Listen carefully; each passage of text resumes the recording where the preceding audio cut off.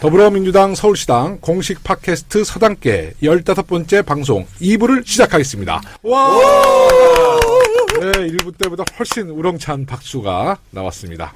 1부에서 예고해드린 대로 2부에서는 서울시당에서 준비하고 있는 서울형 정책에 대해 알아보는 시간을 갖도록 하겠습니다. 그리고 더불어 서울시 소속 지방의회 의원들이 어떤 활동을 하고 있는지도 한번 자세히 알아보는 시간을 갖도록 하겠습니다. 1부에 이어 박주민 의원님 함께 해주고 계십니다. 예, 감사합니다. 네, 아까 1부 방송 어떠셨어요? 1부 방송 솔직히 말씀드리면 네. 대선 때 열심히 해야 되겠다. 네, 잘못하면 사약 받는다. 예, 잘못하면 사약 받는다. 네. 그런 느낌 강하게 받았고요. 그리고 좋은 것 같아요. 네. 그러니까 사실 저희가 어떻게 보면 나쁜 말로 얘기하면 약간 좀 긴장이 풀어졌을 수도 있었거든요. 그렇죠. 대선 네. 관련돼서. 네. 근데 오늘 뭐 방송 계기로 네. 확실하게 구두끈 네. 조여매고 네. 뛰어야 되겠다고 생각했습니다. 서대문 은평은 하나다. 네. 서대문 은평은 서로 품앗이 해가지고 품앗이. 네. 한 70%? 네. 예. 좋습니다. 예. 우리 서울시에서 가장 압도적인 표를. 압도적인 표를. 예. 네. 좀 박주민 의원님 많이 팔고 다니려고. 저도 김영호 의원님 많이 팔고 다니겠습니다. 네. 그 박주민 의원님이 최근에 그 서당계 방송을 좀 더 발전시키기 위해서 좋은 제안을 하셨어요. 네. 그러니까 신서거지 스타일로 이제 서당계를 한번 바꿔보자 이런 제안이셨죠? 네, 선거법에 문제만 없다면 네. 또 선거법에 문제가 있으면 좀 대선 이후라도 네. 직접 좀 얼굴을 뵙고 하는 방식. 그다음에 또 하나는 그 국회의원들이나 이런 사람들만 나오는 게 아니라 각 지역위원회의 디지털 미디어 소통위원장님이나 이런 분들도 쭉 나와서 각 지역위원회에서 돌고 있는 이야기들 네. 하고 당에 하고 싶으신 말씀 하실 수 있고 그런 기회를 만들면 좋을 것 같아요. 그러니까 신서거지는 완전 공개 방송이잖아요. 완전 공개 방송이죠. 그러니까 관객과 직접 호흡하는. 예. 완전 제 스타일이야. 우리 제작진에게는 제안을 공식적으로 하셨죠? 예, 했는데 공개방송. 아마 그 선거법 관련된 검토도 좀 필요하고 네. 그다음에 인력이라든지 뭐 이런 것들 좀 검토는 필요할 네. 것 같습니다. 네. 그날을 기다려 보겠습니다. 자, 그럼 오늘 2부 주제 토크 함께 해주실 게스트 두 분 모셨습니다. 먼저 현재 서울시의회 도시계획위원회 상임위원장을 맡고 계시고 제8대 9대 지방선거 영등포 2선거구에서 재선 의원으로 맹활약하고 계신 김정태 의원님 나오셨습니다. 안녕하세요. 네, 안녕하세요. 김정태입니다. 네. 제가 말씀도 많이 듣고요. 그 활약상 잘 알고 있습니다. 네. 과분합니다. 소개해드린 대로 현재 도시계획위원회 상임위원장을 맡고 계신데요. 도시계획위원회는 주로 어떤 활동을 하고 계신가요? 우리 서울시 의회에서 가장 핫한 위원회입니다. 네. 우리 서울시의 미래, 이게 도시계획, 도시경과는 이제 미래와 관련된 사항이고요. 네. 우리 서울 시민들이 가장 소중히 여기는 집 문제, 재산 문제를 다루는 겁니다. 그렇죠. 뭐 재개발, 재건축, 뭐 부동산 문제. 예. 그래서 가장 핫한 위원회입니다. 재개발 뉴타운 관련돼서 지금 저도 입법하려고 그러거든요. 예. 이게 이제 75%의 동의를 받으면 25%는 반대를 하더라도 거의 묵살당하는 도정법이라고 있잖아요. 그렇습니다. 네. 그런 구조로 좀 돼 있습니다. 그게 자본주의 국가에서 저는 정말 말도 안 되는 법이라고 봐요. 25%는 자기 재산권이 있는데 예. 75% 동의를 받으면 25%의 의견을 이제 묵살한다. 뭐 거기까지도 저는 뭐 모르겠지만 이 75% 동의를 받을 때 말이죠. 네네네. 주로 좀 그 예측 가능하게 동의를 받아야 되는데, 그러니까 다시 말해서 이 당신의 그 재산 규모는 뭐 실거래가가 아니라 공시지가로 평가받을 것이다. 또 입주할 때는 혹시 모를 추가 분담금이 어느 정도 뭐 예정이 돼 있다. 네. 이런 충분한 예측 가능성 있는 이야기를 해주고 동의서를 받아야 되는데 네. 그런 그 과정이 없는 것 같아요. 예, 그렇습니다. 지금 가장 저희도 지금 갈등 국면이 네. 이제 우리 개인들의 사유재산권과 네. 공공의 이게 도시계획이란 네. 가치가 충돌하는 게 도시계획 네. 문제, 이른바 재개발, 재건축 문제입니다. 네. 그 문제 관리하기 위해서 지금 우리 서울시는 공공관리제를 도입해서 네네. 우리 지역 주민들에 그걸 좀 알리는 의무화되도록 돼 있는 건데 네. 아직까지 현장에서 잘 안 지켜지는 것 같습니다. 요새도 막 OS 온 판치고르더라고요. 그러니까요. 박주민 의원님 이건 국회에서 좀 제도할 수 있나요? 제가 좀 아까 드린 말씀. 저도 지금 도정법 개정안을 하나 준비하고 있어요. 아, 그래요? 근데 네. 김영호 의원님처럼 그렇게 대대적인 개편은 아니고 정보 공개를 좀 투명하게 하는. 아, 그것도 중요해요. 예, 요구했을 때 조합에서 보유하고 있는 정보를 공개해야 되고 네. 만약에 하지 않으면은 관련된 정보를 이제 시청이나 구청이 갖고 있는 경우에는 네. 시청이나 구청에서 공개를 하도록 하는 네. 그거로. 꼭 필요합니다. 네. 네. 이 내용을- 조합이 뭐 다 그런 건 아니지만 잘못된 조합이잖아요. 그러면 뭐 그렇습니다. 정보를 잘 안 예, 공개 안 해요. 공개하더라고요. 예. 네. 꼭 입법해 주시고 저도 한번 입법해볼 생각이고요. 네. 우리 김종태 의원님은 작년에 서울시의회 행정사무감사에서 최우수 의원으로도 선정되셨던데 어떤 의정 활동을 하셨길래 이런 큰 상을 받으셨나요? 우리 국회는 국정감사라는 제도가 있지 않습니까? 네. 우리 지방의회는 행정사무감사라고 부릅니다. 우리 네. 청년유권자연맹에서 우리 행정사무감사를 이렇게 모든 과정을 모니터링을 했는데 거기서 이제 청년이 바라는 지방의원 상을 이른바 청바지상을 받았습니다. 청바지상. 예. 큰 굉장히 상이네요. 영광스러운 상이고요. 네. 제가 보기에는 얌전합니다만 네.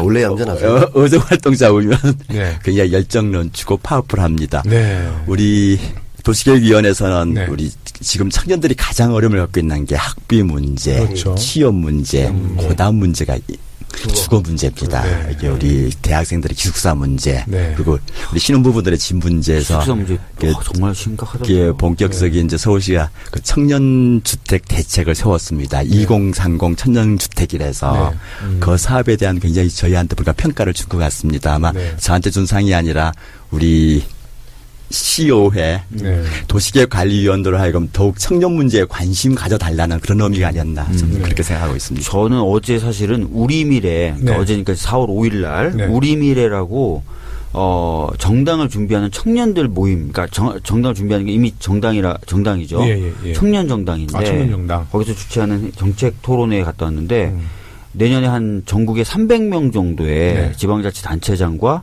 지방자치 의원들 네. 출마를 시키겠대요. 그러니까 본인들의 문제가 안 풀리는 거예요. 기존의 어떤 정당들을 가지고는. 그렇죠. 그래서 직접 당을 만들어서 그렇게 계획하고 있고 13개 그 지역 같은 경우에는 그 시도 당까지도 네. 지금 만들었다. 이런 얘기를 하더라고요. 오, 정치 세력화가 된다. 네. 그리고 당원 가입도 굉장히 빠른 속도로 이루어지고 있다고. 야, 우리 민주당이 정신 차려야 긴장해야 된다. 되겠네요. 정신 차려야 네. 된다. 네. 네, 잘못하면 귀양 가겠네요. 김종태 의원님 큰 역할 해주셔야 된다. 네. 알겠습니다. 열심히 하겠습니다.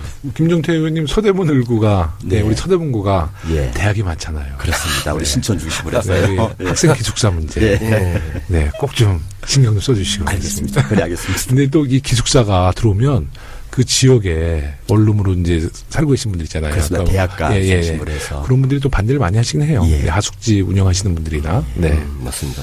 또 한 분의 초대 손님 소개해드리겠습니다. 현재 서울시의회 원내정책 부대표를 맡고 계시면서 김정태 의원님과 함께 서울시 도시계획관리위원회에서 맹활약하고 계신 서울시 우창윤 의원님 모셨습니다. 네, 안녕하세요. 네. 네, 서울시 도시계획위원회 활동하고 있는 우창윤 의원입니다. 오늘 아주 중요한 상임위 의원님들을 두 분이나 모셨네요. 예, 저는 이제 전반기에는 이제 보건복지위원회에서 네.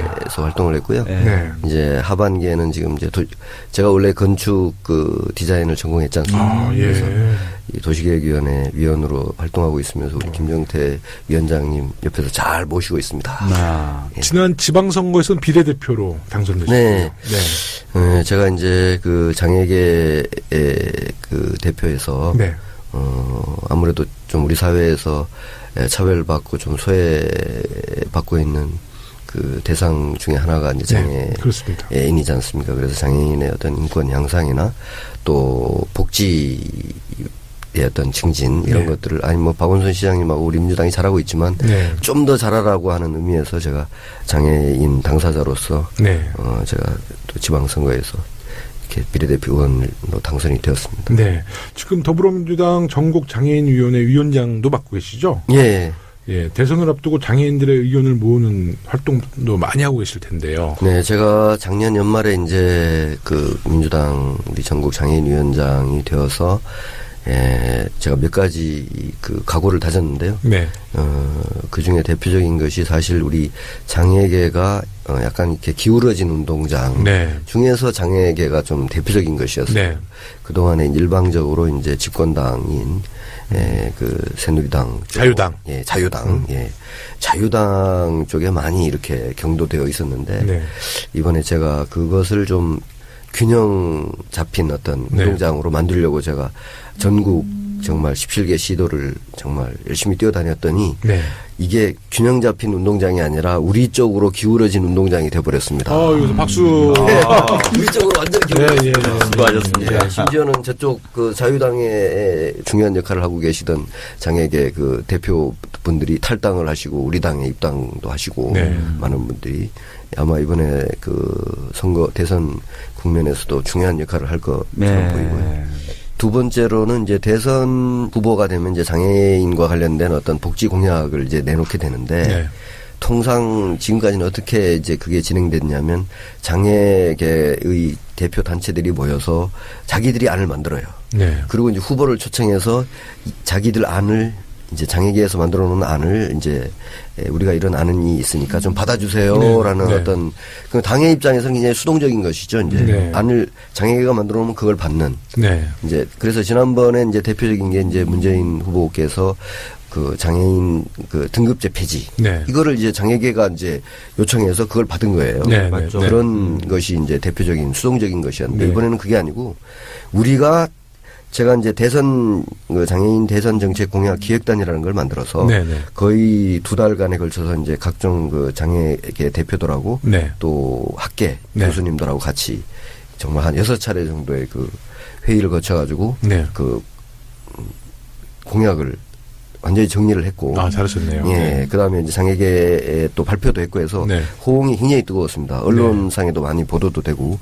그렇게 해서 이제 그거를 거꾸로, 우리 당의 이제 후보의 정책으로 만들고 있는 거니까요. 우리가 능동적으로 만들었다는 겁니다. 과거의 수동적인 자세에서. 그러니까 지금 뭐 우리 전국 장애인위원회의 역할에 따라서 우리 문재인 후보의 그 득표하는데 굉장히 큰 어떤 영향을 주지 않을까 그렇게 생각을 하고 있습니다. 근데 우창윤 의원님이 뭐 미남이시기도 하지만 목소리가 워낙 좋으신데. 그래요? 목소리가 저보다 더 좋으신 것 같습니다. 오랫동안 방송도 직접 진행하셨답니다. 이게 또 웬일이야? 나비 모양의 저걸 뭐라고 불러야 되죠? 배지. 이게 핀입니다. 핀을 또 탁 이렇게 크게 하셔가지고 역시 그 디자인, 예술 이런 거 하시는 분 같은 느낌이 딱 드네요. 제가 이 나비 이 핀인데 이게 사실은 약간 이제 세월호 배지를 계속 달고 다녔는데 언제 그 장애인 단체 행사에 갔더니 이게 축하하는 꽃 있잖아요. 내빈한테 해주는 꽃 대신에 이걸 주시더라고요. 그래서 제가 이게 오히려 또 마음에 와닿고 그다음부터는 제가 이걸 계속 꽂고 다니고 있는데 그 아까 전에 우리 박주민 의원님께서 그 목포에 갔다 오셨다고 그러는데 저는 이제 그 2014년 시의원 되고 나서 7월 달에 그 안산 분향소에서부터 서울 그 시청까지 그 도보 행진이 있었어요. 한 70km 가까이 됐거든요. 그때 이제 제가 이제 비도 오고 중간에 사실 소나기도 몇 시간씩 맞고 이렇게 저는 이제 휠체어로 이제 이렇게 이동을 했는데 그때 이제 광명체육관에서 뭐 이렇게 바닥에서 잠도 자고 그런 상황이었는데 제가 그때 이제 인상적이었던 것이 정말 그 세월호 그 유가족분들 어머니 아버지들이 정말 자기들 유족들 서로를 잘 챙겨주시고 또 우리가 행진하는 동안에 또 또래의 고등학교 아이들이 길가에 나와서 우리한테 정말 응원의 어떤 박수도 써주고 했던 것들이 굉장히 인상적이었고요. 또 한 가지 이건 에피소드인데 좀 여러 국회의원님들이 사실은 이제 좀 뒤에서 조금 밀어주셨어요. 근데 한 100m에서 한 200m. 아마 우리 김영호 의원님이나 박주민 의원님도 그때 계셨으면 좀 밀어주셨을 것 같은데. 그죠? 한 500m씩은 밀어주셨겠죠. 끝까지 함께했습니다. 그런데 그때 우리 그 문재인 대선 후보께서 저를 좀 밀어주셨어요. 얼마 정도 밀어주셨을 것 같습니까? 문재인 후보 성격이면 1km 이상은 밀었을 것 같은데요. 와, 맞습니다. 저는 그분의 진정성이 진짜예요. 이 문재인 후보는 진짜 제가 1km 이상 미셨어요. 7월 달이니까 굉장히 더운 겁니다. 7월 한 20 며칠이었거든요. 땀을 뻘뻘 흘리면서 미신 거예요. 제가 너무 미안하잖아요, 이거. 그래서 제가 이번에 대선 장애인위원장으로서 열심히 할 수밖에 없죠. 저 문재인 후보 미담 나왔으니까 저도 하나. 제가 직무상 취득한 내용 하나 공개하겠습니다. 우리 서울시에서는 총괄 건축가 제도가 있습니다. 유명 우리 제1대 총괄 건축가가 성효상 선생이셨는데, 성효상 선생하고 우리 문재인 후보님이 경남고등학교 동기동창이셨답니다.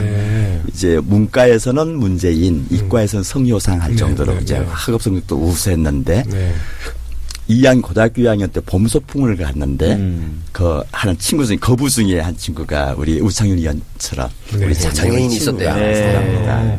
그 친구를 덜쳐업고 소풍 장소까지 갔는데 점심 시간이 지나서 그 땀을 뻘뻘 흘고 그 산길로 그 친구를 얻고 왔다는 그 미담이 지금도 그 경남고 동기동창사에서도 훈훈한 화제가 됐다는 말씀을 우리 성효상 선생님께 제가 들었습니다. 얘기하신 거니까 자기가 본 거 얘기한 거거든요. 김종태 의원님도 목소리가 되게 좋으시네요. 근데 승효상 선생님이 이제 사실은 아시다시피 노무현 전 대통령 봉하마을 유역을 설계하신 분이고 저희 이제 세월호 가족분들의 추모공원 관련된 자문도 해주시고 하셨던 분이죠. 정말 그 비움의 미학에 굉장히 탁월하신 분이십니다. 진짜. 그러니까 저희가 이제 역대 대통령을 보면 이승만, 박정희, 전두환, 노태우 한번 뛰어넘고 이명박, 박근혜 공통점이 뭔지 아세요?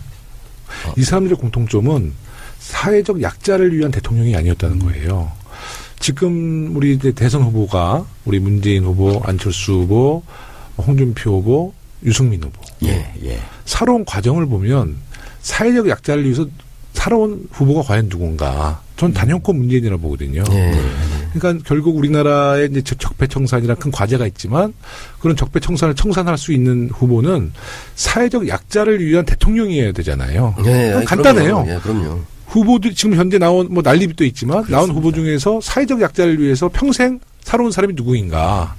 그걸 판단하면 우리의 미래 대통령은 우리 마음속에 바로 결정할 수 있어요.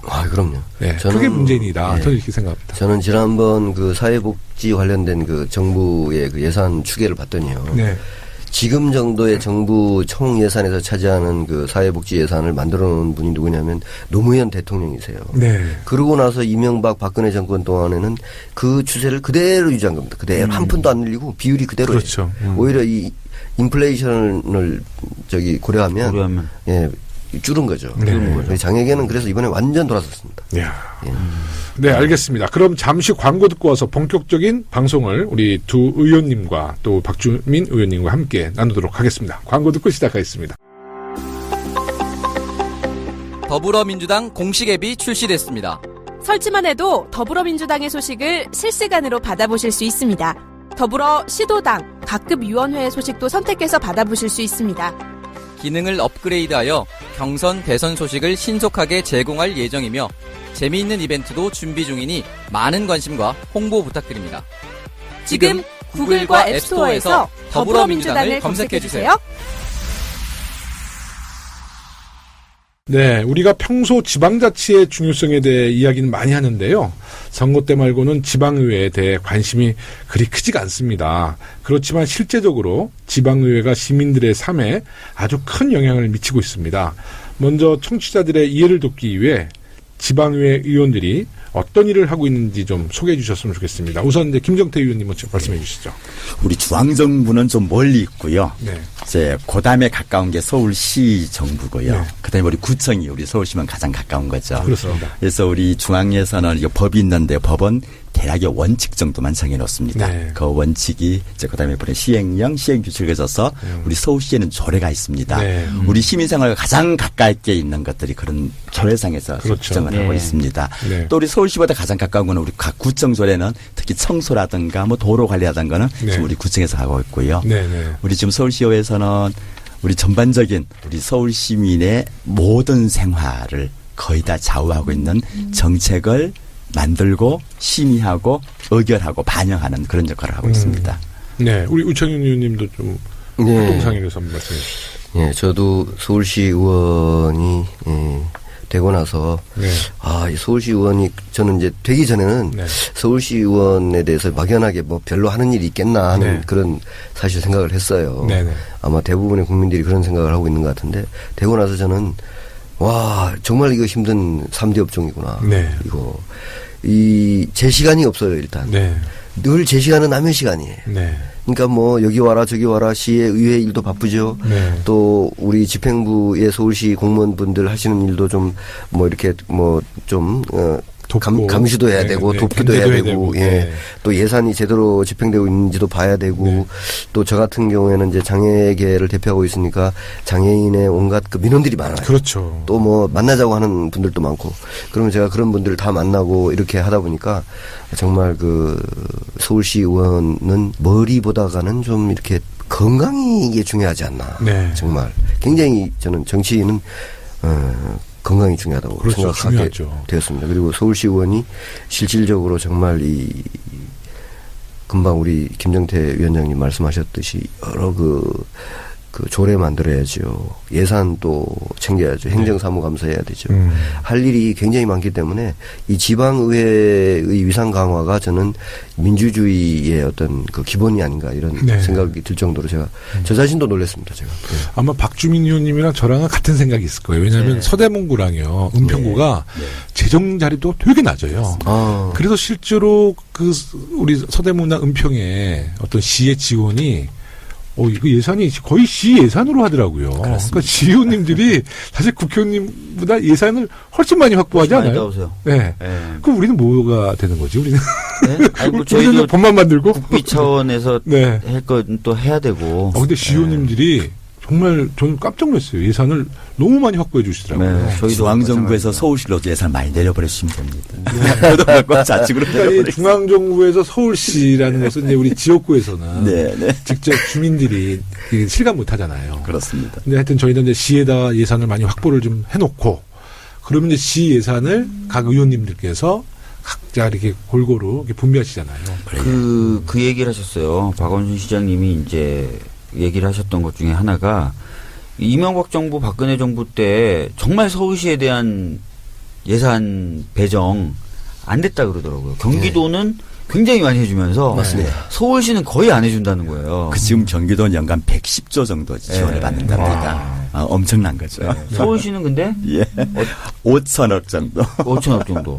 그러니까 그래서 이게 좀 경기도민분들을 깎자는 게 아니라 서울시도 그 인구를 봤을 때 5천억 안 되거든요. 그러니까 더 많이 좀 내려보내야 되고 그걸 가지고 또 서울시에서 또 여러 가지 저는 뭐 예산은 안 내려보내도 서울시가 하는 그 각종 여러 가지 그 복지와 관련된 그런 태클을 안 걸는 태클이라도 안 걸었으면 좋겠어요. 뭐 이런 말씀 들으시면 굉장히 좀 화도 나실 텐데 아까 언급됐던 이야기지만 시민들의 입장에서는 이제 그 시의원님들의 활동이 잘 눈에 보이지 않는다. 그래서 뭐 세금만 축낸다. 뭐 결국 국회의원들도 마찬가지죠. 뭐 그런 비판 받죠. 또 선진국도 뭐 비슷합니다. 근데 그런 평가를 받으실 때는 좀 어떤 생각이 드세요? 비애감도 좀 들고요. 저희가 열심히 한 노력만큼 평가를 못 받는 거는 좀 비애감 들지만 또 그만큼 더욱 열심히 좀 해야겠다는 그런 다짐도 합니다. 지금 영등포 지금 상임위 또 위원장님이시니까 우리 영등포 그 해당 지역 주민들은 좋으시겠다. 꼭 그렇죠. 아니, 거기 또 예산 이렇게 막 요새 뭐 무슨 예산이라고 그러죠? 폭탄 예산이라고. 예산 폭탄이라고 하는데. 예산 폭탄 막 영등포에만 내리는 거 아니에요? 골고루 좀 쓰세요. 골고루. 특히 서대문 은평이 가난해요. 맞죠, 의원님? 은평은 재정 자립도가 굉장히 낮습니다. 저희 서대문도 낮아요. 저는 이제 그 시의원이 돼서 봤더니 서울시 예산이 원래 한 29조 6천억 정도 됩니다. 교육청 예산 빼고. 그러면 이제 서울시 의원이 이제 106명 뭐인데 그러면 그분 평균 나누면 뭐 거의 한 3천억 가까이 되지 않습니까?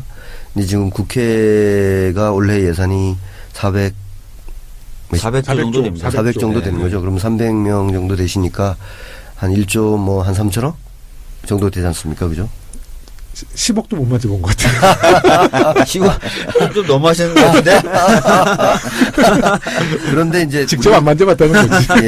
그런데 이제 우리 상임위 중에서 이제 보건복지 이쪽만 보면 거기 예산이 이제 한 거의 뭐 8조 6천억 정도 돼요. 그러면 거기 이제 시의원들은 1인당 뭐 한 7천억 정도의 그 예산을 다루기 때문에 정말 그 시의원 한 명이 그 예산을 잘 세밀히 들여다보고 잘 집행하는가를 보는 것에만 보더라도 굉장히 이게 시민들이 생각하시는 것 이상으로 시정을 잘 살피고 있다라고 봐주시면 좋겠습니다. 지금 서울시 의회 구성은 어떻습니까? 저 더불어민주당이 지금 다수일 텐데. 네, 그렇습니다. 지금 우리 민주당이 72석. 72석. 네. 그 자유민주당이 자유한국당. 자유한국당이 18석.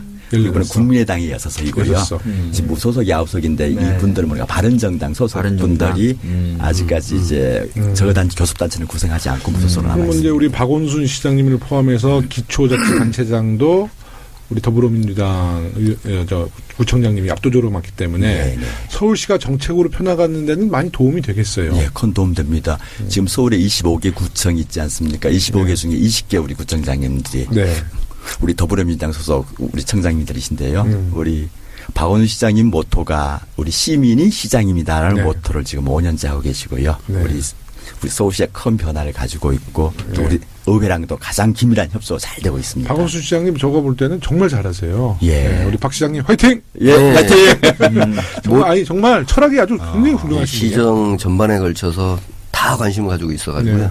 심지어는 그 별명이 모든 문제 연구소 소장님이라고. 그래서 그걸 해서 우리 문재인 후보께서 국민이 대통령인 대한민국 만들겠습니다 하는 것도 굉장히 좋았습니다. 네, 저는 좋아요. 우리 더불어민주당 후보들 다 좋죠. 예.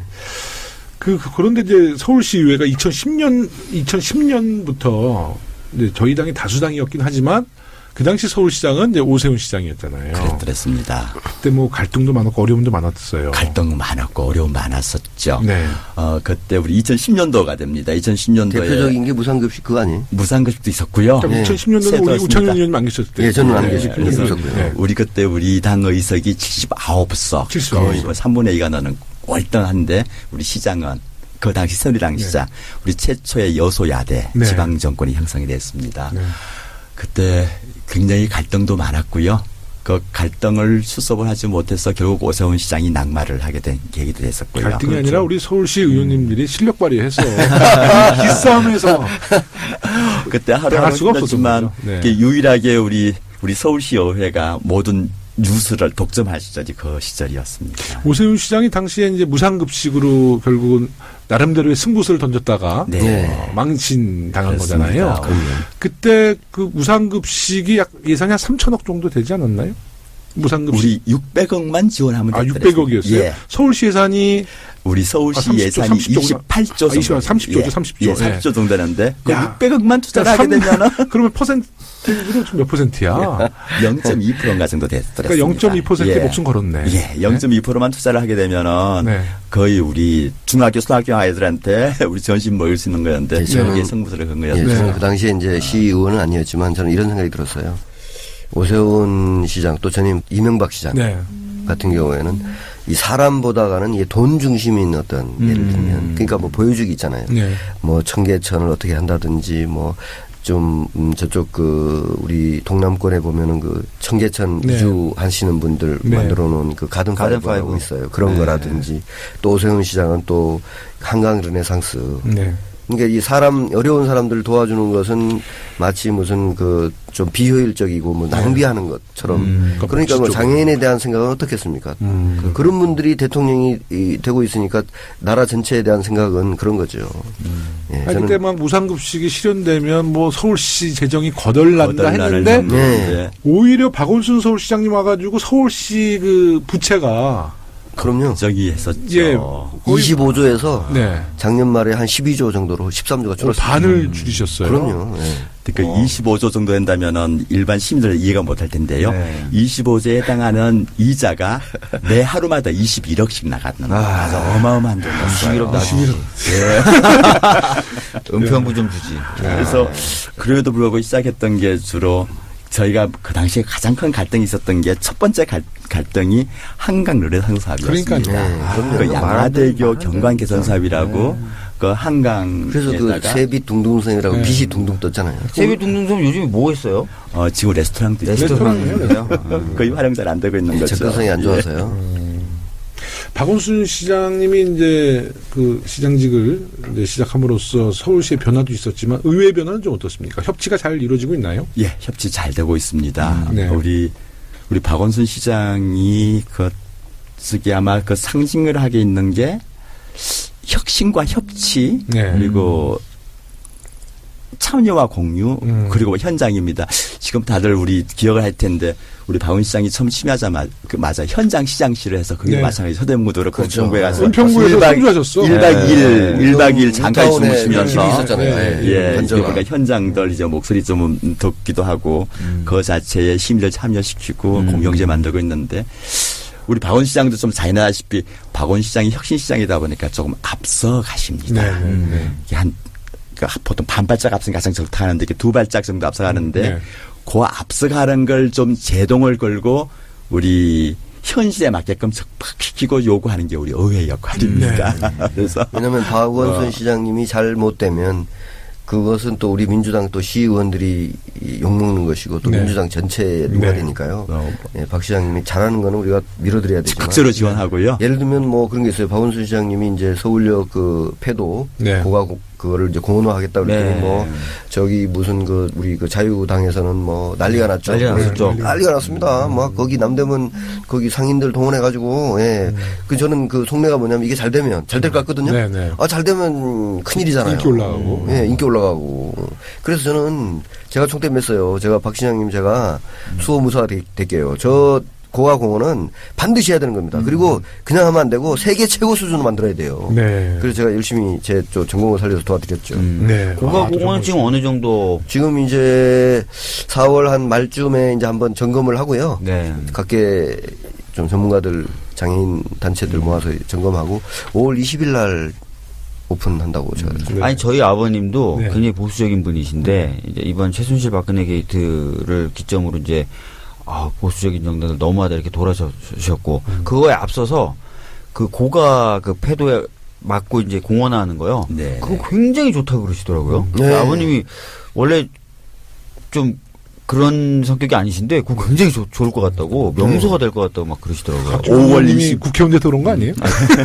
아니. 5월 21일 날 개장합니다. 5월 20일? 그건 기대해 주시고 박수 보내주시고. 그러면 개장은 5월 20일 날 하더라도 사전에 좀 약간 홍보도 좀 하시고 하셔야 되니까. 홍보가 많이 안 된 것 같아요. 홍보가 많이 안 된 것 같아요. 어느 정도 진행되고 있는지 이런 거 잘 모르시는 지금 거예요. 이제 마무리 단계에 있는데요. 마무리 단계인데 한 4월 20일쯤에 이제 점검을 하면서 뭐 시민들한테 약간 이렇게 뭐 보여주는 걸 하면 그거 자체로도 굉장히 큰 역할을 하지 않을까 싶습니다. 제가 봤을 때는.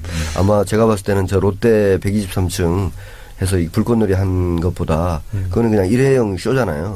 이거는 뭐 늘상 서울의 중심가에서 보행 네트워크의 축을 형성하는 것이기 때문에 뭐 외국 관광객들 유치에도 큰 도움이 될 것 같고. 요즘 사드 때문에 중국 관광객 안 오는데 그것 때문에 중국 관광객들이 중국 정부의 말 안 듣고 막 올 것 같은데. 그럼요. 저는 뭐 굉장히 좋다고 생각합니다. 그 일부에서 김영주 서울시당 위원장님 나오셨는데요. 그 서울형 정책이라는 정책 공약집을 막 자랑만 하고 가셨어요. 구체적인 내용은 2부 때 한번 들어보라고 하셨는데 서울형 정책 어떤 내용으로 구성되어 있나요? 정말 자랑하실 만합니다. 우리 김영주 우리 시당 위원장께서 첫 제안도 하시고 진두 지휘하에 제안을 직접 제안해 주셨어요. 그래서 거기에서는 우리 20개 구청장, 우리 서울시 25개 구청 중에 우리 당 소속 20개 구청장님들하고요. 우리 서울시의원 우리 72명이 함께 작업을 해왔더랬습니다. 우리 김영주 시당위원장은 뭐 그동안 모든 우리 전 대선 공약정들이 몇몇 우리 정책 전문가, 정책 통들이 이제 책상에서 앉아서 보통 정책을 이루는데 우리 서울 시민의 실제 삶에 도움이 될 만한 것. 우리가 그 두 번째는 우리 서울시의 미래를 좀 생각을 한번 하고 세 번째는 우리 서울시 정부와 우리 중앙정부의 끝까지 좀 협력을 구할 수 있는 내용을 만들자 해서 저희 한 달 넘게 지금 작업을 해서 거의 완성 단계에 있습니다. 그래서 뭐 활기차고 역동적인 시민의 삶이란 주제, 일자리, 경제, 청년, 뭐 대표적인 뭐 정책 혹시 말씀하실 수 있나요? 비공개? 아직까지는 비공개입니다만 뭐 크게 모토는 좀 있습니다. 우리 서울시를 글로벌 5대 도시로 만들겠다는 청사진부터 시작해서 각 지역마다 아까 우리 두 분 의원님 은평구와 서대문 걱정하셨듯이 각 지역의 현안 사업들 그리고 우리 시에 보는 노후화된 도시 기반 시설에 우리 중앙정부의 지원을 이끌어낼 수 있는 방안들 총괄해서 담았습니다. 제가 조금 더 부연 설명 드리면 그 청년들 일자리와 관련해서 청년의 삶에서 굉장히 중요하잖아요. 일자리 문제, 그럼요. 또 청년의 주거 문제 이런 것이 굉장히 그 서울형 정책으로 좀 담겨 있고요. 네. 그다음에 이제 장애인과 관련해서는 특히 그 발달 장애인에 대한 것이 사실 크게 드러나 있지 않지만 맞습니다. 이게 사회적인 큰 문제지 않습니까? 그래서 그렇습니다. 발달 장애인의 어떤 그 생애 주기별 네. 지원 문제라든지 뭐 디테일하게 말씀드리면 그런 것. 서울에 또 한정시키면 서울이 이제 2000년 역사를 가지고 있는 역사 도시인데 그런 부분들을 좀 더 보강해서 네. 예. 우리 정말 지속 가능한 서울을 어떻게 만들 것인가와 관련된 그런 내용들도 있고 저는 이제 또 개인적으로는 제가 좀 제안한 내용인데 좀 접근 가능한 관광. 네, 네. 예, 외국에서는 이제 한국 그러면 사실은 이 코리아 이퀄 서울 이렇게 생각합니다. 네, 네, 네. 그래서 그 서울의 어떤 그 대부분의 관광이라든지 뭐 그런 것 방문 서울을 중심으로 이루어지게 돼 있는데 네. 그 서울에 접근 가능한 관광 네트워크 그것을 좀 잘 만들어 보는 것. 네. 그리고 이제 뭐 이건 단기적인 건데 좀 평창 올림픽 관련해서 서울이 해야 될 역할. 네. 또 2019년 되면은 뭐 그 전국체전 100주년 네. 기념인데 그걸 서울에서 해야 되지 않겠습니까? 네. 그래서 2019년 그 세부적인 굉장히 좀 디테일하네요. 예. 그렇습니다. 좀 아까 그 발달장애인 얘기하셨는데 저도 이제 사실 장애인 뭐 정치인들은 뭐 사실 장애인 문제에 대해서 굉장히 많은 생각을 갖고 있는 것이 맞죠. 근데 저는 그런 생각을 해봐요. 그 발달장애인뿐만 아니라 일반 장애인들 문제도 그 뭐 굉장히 많은 일들이 있지만 가장 중요한 게 그냥 그 비장애인들이 장애인을 바라보는 이제 편견된 시각 이런 것을 바꿔야 된다고 보거든요. 근데 그 선진국 같은 데 가보니까 그 공익방송에서 발달장애인에 대한 방송을 계속 해주는 거예요. 특히 이제 요새 자폐가 많잖아요. 근데 사실 자폐에 대해서 국민들이 잘 인지를 못합니다. 네. 근데 특히 미국 같은 경우는 자폐에 대한 그 공익방송을 계속 광고로 캠페인을 하더라고요. 그러니까 결국은 장애인들과 결국 사회 구성원으로서 같이 진행을 하거든요. 영화도 있잖아요. 유명한 그 레인맨. 레인맨도 있었죠. 네, 근데 저도 근데 곰곰이 생각을 해봤어요. 분명히 제가 초등학교 때는 장애인 친구들이 있었거든요. 근데 어느 순간부터 저 주위에는 장애인 친구가 없어져서 사실 저는 지금 장애인 친구가 없습니다.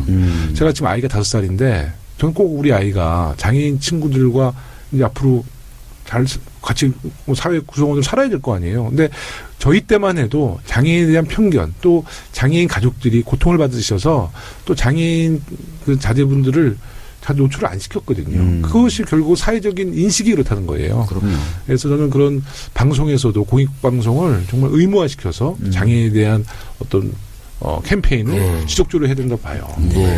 우리나라 거의 없잖아요. 장애인 관련된 방송. 지금 이제 공식적으로 이제 유엔에서 인정하고 있는 이제 장애인의 수라고 하는 건 한 대부분 어느 국가든지 간에 한 10% 정도 된다고 보고 있어요. 네네. 왜냐하면 이제 노령화 사회가 되면 노인분들은 대부분 신체 기능 저하로 인해서 자연스럽게 이제 사실 이제 장애인 자신들이 인정하지 않더라도 장애인이라고 이제 보게 되는 거거든요. 그래서 이 장애인의 문제는 사실 그 사회 전체적인 문제라고 이제 좀 인식이 돼야 되고 어제도 제가 뭐 이거는 뭐 방송에서 다뤄야 될 일인지는 모르겠는데 어느 사립 유명한 대학에서 뭐 그 계단식 그 강의실에 어떤 학생이 신청을 했는데 그게 이제 정보를 잘 제공을 안 해줬나 봐요. 이게 계단식이니까 장애인이 강의 신청하면 안 된다. 그런 걸 모르고 이제 신청을 해서 강의실을 좀 바꿔달라고 그랬더니 거기 있는 학생들이 바꾸게 되는 그 강의실이 좀 멀다는 거예요. 그래서 좀 반대하고 하는 그런 것들을 보면서 제가 좀 안타깝다는 생각이 좀 들었습니다. 저도 학교에 다닐 때 그 관악산 밑에 그 대형 강의실 같은 경우는 한 뭐 300~400명 들어가는데 입구에서 그 계단 그 저 밑에서 이렇게 교수님이 강의를 하면 저는 밑에 내려가지 못하니까 뒤에 있으면 뭐 잘 보이지도 않죠. 잘 들리지도 않죠. 몇 번 가다가 안 가게 되는 겁니다. 이거. 제가 이 대만을 가봤거든요. 그러니까 대만이 예전에는 우리보다 훨씬 이제 생활 수준이 높았어요. 근데 우리가 이제 2000년도 들어서 뭐 국민소득 같은 경우 우리가 이제 훨씬 앞선게 돼 있어요. 우리나라가. 근데 제가 최근에 대만을 가봤는데 그 도로 인도가 정말 장애인들 휠체어 있죠. 에 대한 배려가 너무 잘 돼 있는 거예요. 그러니까 무장의 인도고 무장의 도로예요. 그러니까 뭐 휠체어나 전동차나 유모차가 어떤 뭐 이렇게 턱도 없고 뭐 이 건물 들어갈 때도 진입로가 다 정말 너무 예쁘게 돼 있는 거예요. 그래서 저는 대만에서 제가 이렇게 한 3박 4일 있으면서 야 이것이 진짜 선진국이구나. 네. 이게 우리가 국민소득으로 따질 게 아니더라고요. 네. 네. 지금 말씀 잘하셨는데 우리나라 장애인 분들 중에 거의 대부분 후천적 이유로. 그럼요. 네. 그래서 이 얘기는 무슨 얘기냐면 누구나 언제든지 장애인이 될 수 있다는 거예요. 네. 그래서 장애인과 비장애인을 구분하는 것 자체가 바보 같은 생각이고요. 네. 또 장애인분들이 이동하기 편하고 생활하기 편하면 노약자분들이 생활하기 편하다는 뜻이에요. 우리 아이들도 편하고. 네, 그럼요. 그래서 그런 것들을 한꺼번에 같이 고민해야 되는 거지. 이게 무슨 소수의 어떤 사람들을 위한 것 이거 아니거든요. 네.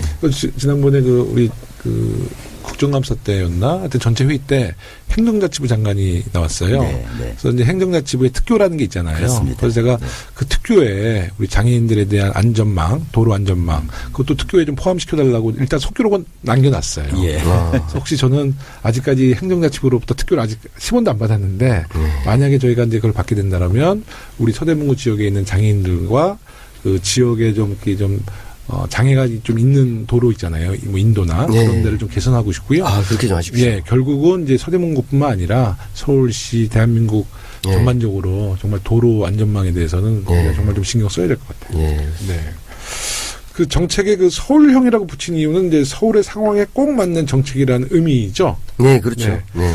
그 사례를 하나 들어 왜 맞춤 정책인지 그것도 좀 간단히 설명 좀 해주세요. 예를 들면 이제 박원순 시장님이 이제 그 공약 중에 이제 국공립 어린이집을 이제 1000개를 하시겠다라고 그러는데 이게 보면 민간 어린이집도 많이 있잖아요. 네. 이 국공립 어린이집은 이제 시가 어떻게 이제 통제를 해서 관리를 하니까 어떤 일정 수준 이상을 늘 이렇게 확보할 수 있게 되는데 민간 어린이집은 뭐 좀 수준이 그렇게 안 되니까 그렇죠. 민간 어린이집을 대상으로 하는 서울형이라고 해서 어느 정도 수준 이상을 해놓으면 서울형 인증을 하고 또 서울시가 예산을 지원하는 이런 시스템입니다. 그러니까 이 공공이 다 할 수 없는 걸 민간도 좀 따라오게 만들어서 좀 인센티브를 주는 방식 이런 것들을 저는 뭐 하나의 예를 들었는데 서울형이라고 붙이면 박원순 시장과 우리 의원님들 더불어민주당 의원님들이 서울시 의회에 계셔서 정말 서울시가 제가 느끼기에도 너무 많이 변하고 있고요. 서울시와 서울시 소속 구청이 협력해서 진행 중인 정책 중에 대표적인 것이 이제 찾아가는 동사무소라는 게 있다던데. 네, 그렇습니다. 그렇죠. 찻동이라고. 찻동이죠. 찻동. 찻동. 찻동하는 약식입니다. 발음 잘해야 될 것 같아요.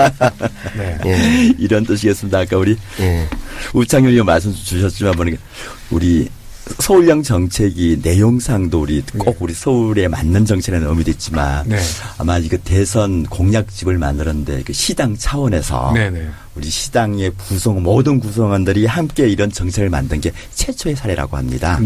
그래서 덕분에 서울형이란 가치가 좀 있는 거고요. 우리 지금 찻동, 우리 옛날 동사무소, 지금은 주민자치센터가 찾아오는, 앉아서 기다리는 주민자치센터가 아니라 오히려 어려운 우리 생활 환경이 처한 사람들한테 찾아가는 행정을 펼치자는 게 그 첫 사업이 이 사업입니다. 그래서 그 지금 대표적인 그 문제가 발단이 됐게 우리 지금 모두 기억하고 있는 우리 송파 세모녀 사건 그걸 계기로 해서 계기가 돼서 그냥 단순한 우리 서류상의 우리 저소득층, 우리 기초수권자가 아니라 직접 관리하는 세관에 그래서 그걸 위해서 우리 서울시의 주민자치센터가 425개 동사무소가 있습니다. 425개 중에 거의 지금 올해로 하게 되면 거의 완전하게 찻동 사업이 전개될 텐데요. 첫 번째 우리 시민들이 찾아오기 좋게 우리 방문해 보시면 지금 모든 우리 동사무소가 내부 구조가 확 바뀌었습니다. 무슨 카페 같은 데도 있어요. 그럼요.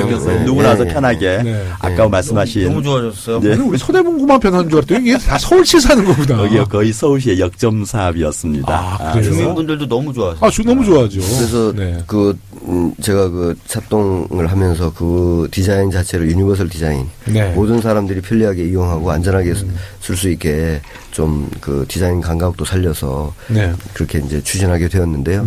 제가 봤을 때도 뭐 굉장히 뭐 정말 이거 자체만 가지고도 무슨 노벨상을 줘야 되지 않을 정도일까 하는 생각도 좀 들고. 노벨상은 이번에 광화문 촛불 시민들에게 주는 걸로 대신 그렇죠. 그래서 그 지금 차동이 단순한 이제 서울에서 시작이 돼서 이번에 아마 우리 문재인 후보께서 대통령이 당선되면 아마 전국 단위로 그렇죠. 전국 단위로 이거 진짜 대표적인 겁니다. 저희 우리 서울시 욕심은 이거는 우리 한국 대한민국이 아니라 오는 9월 1일부터 우리 제1의 서울 건축 비엔날레 도시건축 비엔날레가 열립니다. 그리고 각국에서 우리 5천여 해외 건축사들이 참가하는 UI의 세계 건축사들이 열리는데 거기에 이거를 그렇게 소개할 예정입니다. 박주민 의원님, 우리 서울시의회가 국회보다 훨씬 난데요. 저는 솔직히 말씀드리면 박원순 시장님 굉장히 창의적이고 혁신적이고 그다음에 서울시 의원님들 수준이 되게 높아요. 굉장히 높으시고 그걸 또 잘 이렇게 아까 말씀하신 대로 박원순 시장님 혁신을 받아 안으시면서 또 너무 지나친 건 약간 제어하시면서 그렇죠.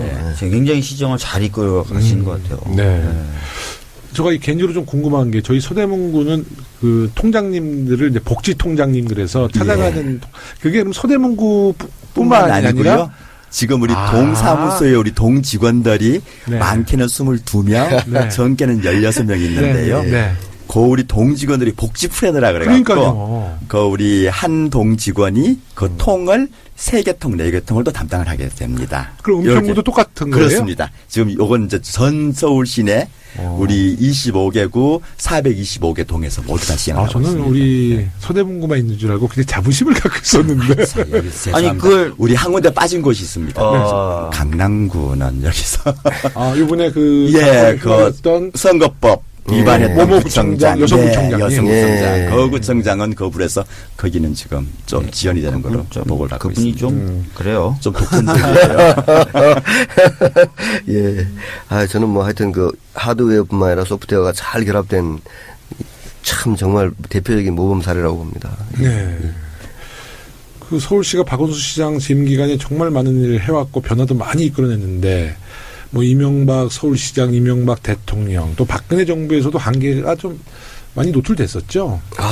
그럼요. 뭐 우리 뭐 작년 같은 경우에 뭐 언론상에 보도도 많이 됐지만 우리 청년수당이라고 붙여놨던 것들에 대해서 우리 국정감사 그때 안녕이셨죠, 우리 박주민 의원님 국정감사 때.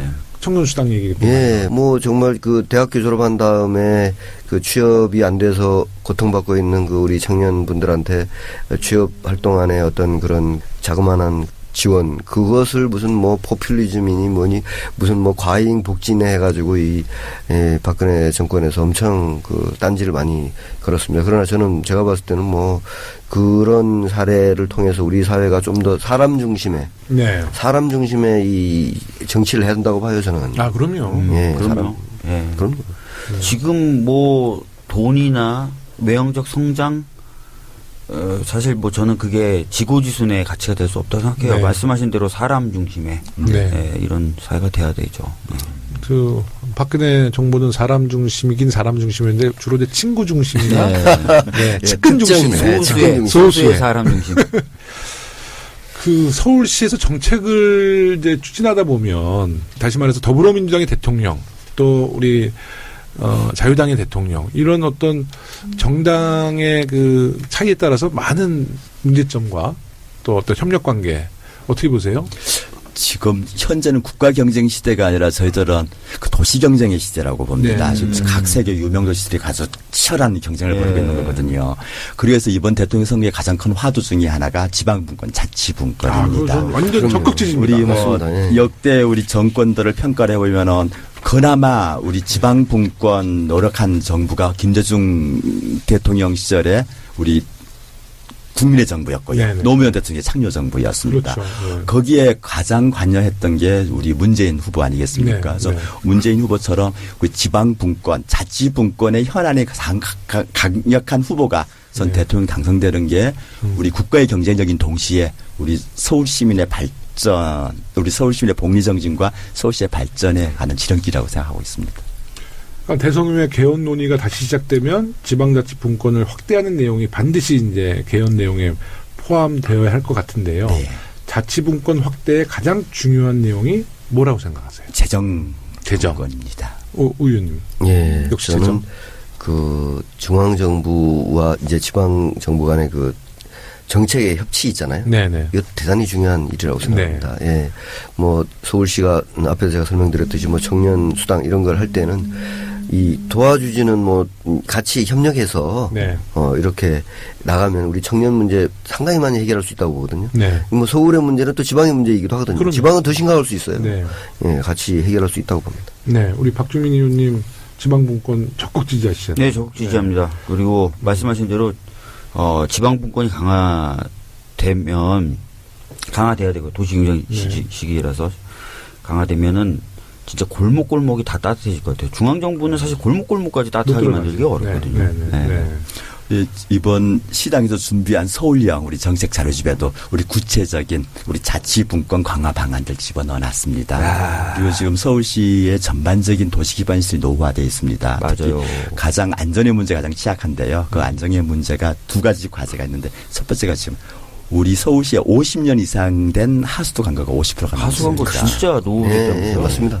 지하철 40년이 넘어왔습니다. 그러니까요. 근데 거기에 대한 중앙정부 지원 전혀 없었습니다. 그 얘기를 박원순 시장님이 정말 자주 하세요. 하수 광고 너무 낡았다. 이런 말씀 우리 김영주 시당위원장 지시에서 아주 상세하게 이번 제시를 해놓았습니다. 사실 그 역사적으로도 로마가 망한 그 원인도 여러 가지 학설이 있지만 그 중에 하나가 그 인프라 노후화로 망했다. 그런 얘기도 있습니다. 사실. 그러니까 제가 이렇게 갑자기 떠오르는 생각인데 정치인들이 뭐 공약이나 뭐 어떤 정책을 수반한 어떤 예산을 투입시키면 좀 보여야 되잖아요. 그래야지 자기가 뭐 재선할 때 그걸 도구로 쓰는데 하수구는 티가 안 나니까. 네, 맞습니다. 안 보이니까. 안 보이니까, 그걸 굉장히 소리한 부분도 있었을 것 같아. 그러니까 박원순 시장님은 그런 생각이 없는 거지. 정말 그 정확히 진단해서 하수구 교체에 대한 아주 중요한 문제를 아는데, 저 예전에 저쪽 시장 할 때는 정말 하수구 교체 얘기는 들어보지 못했어요. 세빛 둥둥섬 뭐 이런 거 만들잖아요. 네. 하수 광고는 지금 40년, 50년 돼가지고 곳곳에 갑자기 싱크홀이 생기고 그러니까. 굉장히 중요한 문제네요. 네. 그거 하나만으로도 표를 엄청 얻을 수 있겠다. 하수 광고 고치겠다. 그러니까 우리 청취자 여러분들은 하수구 교체 이야기하는 정치인들에 대한 진정성을 좀 알아주셔야 될 것 같습니다. 우리 눈에 안 보이는. 박주민 의원님 하실 거죠? 저 할 거고 네, 우리 김용호 의원님 모기도 잡으시는데. 진정성. 아니 그러니까 이게 눈에 안 보이는 것에 지극히 작은 것에 충성하는 자가 큰 것에 충성하는 겁니다. 네. 네, 저는 그렇게 생각합니다. 오늘 뭐 짧은 시간이지만 좀 많은 이야기를 듣고 있는데요. 이렇게 많은 활약상 또 이렇게 많은 활동하시는데 이런 활약상을 우리 서울 시민들이 우리 더불어민주당 의원님들의 어떤 활약상에 대해서 알아야지 또 우리 당을 지지해 주잖아요. 그렇습니다. 서울 시민 어떻게 설득하시겠습니까? 네. 그래도 저희는 국회의원들보다는 저희가 직접적인 우리 시민들과 대면할 기회가 굉장히 좀 많은 편입니다. 네, 그렇죠. 저희도 많이 만나요. 예, 그래서 오늘도 몇 군데 우리 지역회의 갔다 왔는데요.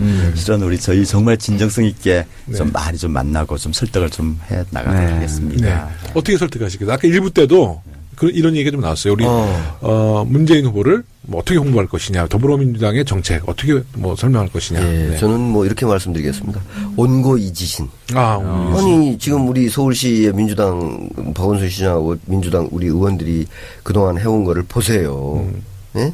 여기서 우리 시민들을 어떻게 하면 좀 더 우리 진짜 그 복지 또 안전 뭐 이런 것들을 위해서 열심히 노력해왔던 것을 당연히 민주당 정권이 되면 더 잘하겠죠. 지금 뭐 온갖 핍박 속에 해왔잖아요. 우리가. 조그마한 우리가 주어진 틀이라는 게 얼마 안 됐거든요. 사실. 예. 우리가 정말 박근혜 정부 시절 그렇게 어려운 상황에서도 우리 서울시의 박원순 시장님 또 우리 시의원님들 정말 너무 열심히 해주셨고 큰 성과도 내셨어요. 이 대목에서 우리 다시 한번 박수! 정말 수고하셨습니다. 더 열심히 하겠습니다. 더 열심히 해야 되겠습니다. 박수 치면 끝나는 분위기인데. 네. 근데 어떻게 보니까 벌써 시간이 많이 흘렀네요. 방송 마치기 전에요. 우리 청취자 여러분들께 우리 의원님들 한 말씀 해주시죠. 네. 우 의원님. 네. 제가 이제 5월 10일 날 이제 어떤 분을 만나기로 했어요. 대사를 만나기로 했는데요. 지금 이제 제가 퀴즈 하나 내겠는데요. 네. 나 퀴즈는 되게 약한데. 네. 우리 박주민 의원님도 같이 그럼. 전 세계적으로 이게 정보력 하면 어느 나라가 떠오르십니까? 정보력. 정부의 정보력을 얘기하시는 겁니까? 아니면 정보기관의 정보력. 정보기관의 정보력. 미국 아니에요? 미국 아니면 이스라엘. 아, 맞습니다. 우리 박주민 의원님, 이스라엘입니다. 이스라엘 그 대사님하고 제가 이제 선거 끝나고 난 다음날 5월 10일 날 만나기로 했거든요. 네. 그 이스라엘에서 중요한 그 장애인 관련된 분이 오셔서 이제 우리 민주당 장애인 정책위원장님 저랑 만나기로 했어요. 이 얘기는 뭐냐면 5월 10일 날이면 정권이 바뀌어 있다는 것을 얘기하는 것 같습니다. 정보력을 제가 믿잖아요. 네네. 그래서 저는 우리 이번 그 대선에서 우리 민주당 후보이신 문재인 후보를 많이 좀 성원해 주셔서 정말 새로운 세상을 만들어야 된다고 봐요. 저는 돈 중심이 아닌 사람 중심의 국민 전체의 어떤 그 중심을 두는 그런 대통령 이번에 아마 국민들의 촛불의 힘으로 좀 만들어 주시기를 제가 정말 같이 뛰겠습니다. 비나이다. 네, 우리 김경태 의원님. 저희는 어제 우리 서울시의회에서 의원총회, 긴급 의원총회 열었더랬습니다. 우리 주제는 우리 서울시의원들이 이번 대선에서 어떤 역할을 하고 어떻게 나갈 건가 하는 어떤 결의하는 그런 순서 시간이었습니다. 우리 지난 5개월 동안 우리 광화문 광장에 2천만 명의 시민이 모였는데 한 건의 소매치기 사건, 한 건의 안전사고도 없었습니다. 정말 이건 정말 대단한. 아까 우리 김영호 의원이 말씀하신 이건 정말 노벨 평화상감이었다고 했다시피 이런 거디에는 우리 서울시 정부가 있었습니다. 모든 우리 직원들이 공무원들이 앞장서서 정말요. 정말 시민의 안전 지켜줬거든요. 맞습니다. 우리 국민의 권리가 뭔지 시민의 의식이 뭔지 그거 보여줬는 건데 우리 더불어민주당 정권 이번 대선에는 반드시 이런 게 서울시뿐 아니라 전체 대한민국에서 이런 정의가 살아날 수 있는 도록 시민 정신이 꼽힐 수 있도록 그런 장을 꼭 만들어 가고 싶습니다. 사실 이렇게 이야기만 들어도 아름다워져요. 세상. 아름다워집니다. 그리고 참 제가 깜빡했네요. 우리 방송을 듣거나 또는 서울형 정책 책자를 보고 의견을 보내고 싶은 분들은 어떻게 해야 되나요? 실은 저희가 원래 저희 당초 김영주 위원장님의 뜻은 이제 11월 대선, 12월 대선을 준비하면서 이걸 작업을 시작을 했더랬습니다. 그래서 급격하게 이제 조기 대선, 장미 대선이 치러져 있는 건데, 그래서 저희 당초 계획은 여기 완성되는 각 구별로 공청회도 할 생각이었습니다. 근데 실은 그건 이제 시간이 여유가 없습니다만은 언제든지 우리 시당, 서울시당으로 연락 주시면은 그 내용들 받았고 새롭게 추가하도록 하겠습니다. 오늘 우리 이야기 들어보니까요. 아까 말씀드린 것처럼 굉장히 좀 희망이 생기고 우리 새로운 정부에 더 큰 기대를 걸어야 될 것 같아요. 그러기 위해서는 우리가 해야 될 일은 정권교체. 그럼요. 정권교체. 정권교체를 하기 위해서는 정말 우리 열심히 선거도 하고 저는 바퀴를 열심히 굴리겠습니다. 오늘 긴 시간 감사드리고요. 더불어민주당 서울시당 공식 팟캐스트 서당캐 15번째 방송 이것으로 마치겠습니다. 저희는 다음 주에 더 재미있고 유익한 이야기로 돌아오겠습니다. 끝까지 청취해 주셔서 감사합니다. 고맙습니다. 감사합니다. 정말 알찬 방송인 것 같습니다. 네.